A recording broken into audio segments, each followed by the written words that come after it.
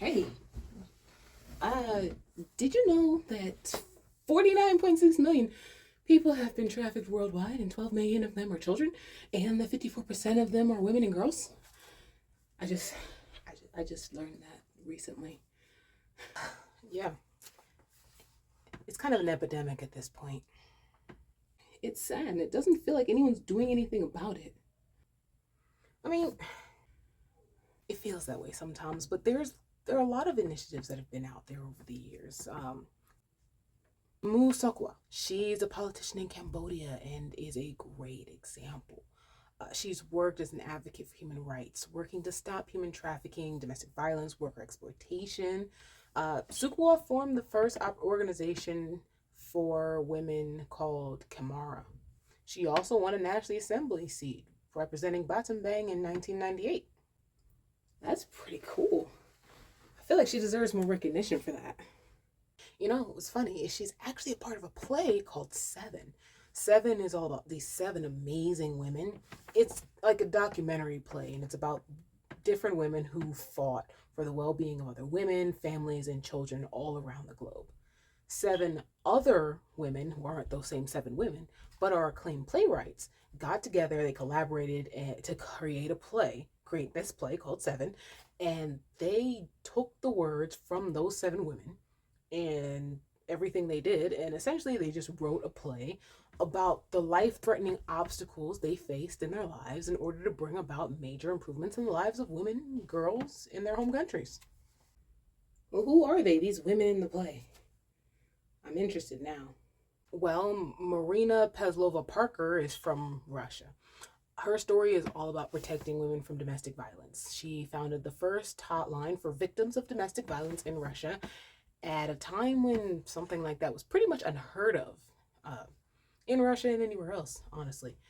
She worked with reluctant law enforcement while receiving threats from different abusers, and her efforts have since grown into a center called ANNA, ANNA, which is a coalition of hundreds of crisis centers that has provided counseling for over 100,000 Russian women per year. That is amazing. Then, of course, there's Sochua from Cambodia, who we were just talking about, rescuing girls from human trafficking. The one we were just talking about. Yeah.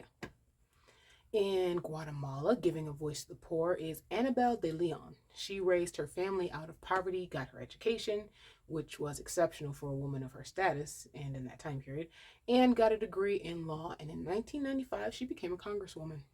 She devotes her campaigns to the struggle for human rights. Because she fights against corruption for the poor, and particularly women and indigenous people, she receives a lot of death threats. It's wild that fighting for people to be treated fairly is so outrageous. In Afghanistan, Farida Azizi became an activist fighting with the marginalization of women under Taliban rule. And of course, because of that, there were many threats on her life.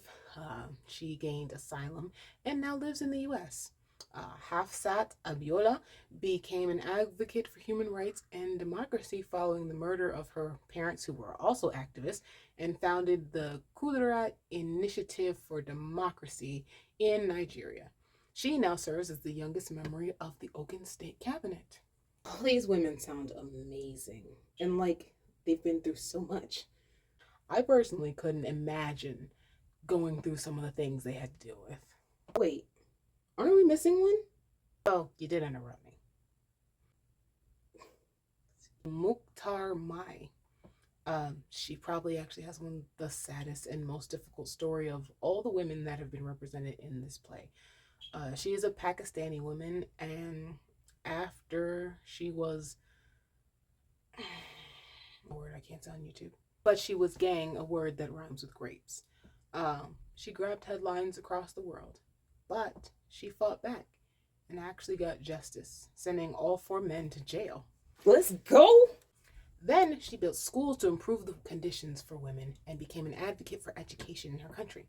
The organization she founded is the Champion Defender of Women's Rights and Education in the southern region of the Punjabi province of Pakistan, a region with some of the world's worst examples of women's rights violations. That is really moving. So wait, who were the playwrights on the project? Oh, the playwrights were Susan Yankovich, Anna Devere Smith, Ruth Margaroff, I think I'm remembering that correctly, Carol K. Mack, Gail Craigle, Catherine Philo, and Paula Sismar. And some of those names I might have kind of messed up a little bit. But all of those women are award-winning playwrights, and Seven was also awarded a National Endowment for the Arts Consortium grant. It has been seen by audience in over 32 countries and has been performed in 22 states in the US so far, and also translated into 20 different languages. Wow. And good for them. I hope it ends up in the big screen one day, but without the Hollywoodification.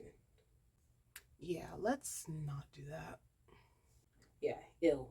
Gross. Ugh. Gross. Just like it's gross to traffic humans. So let's all be good this Human Trafficking Awareness Month and do something to help change human trafficking.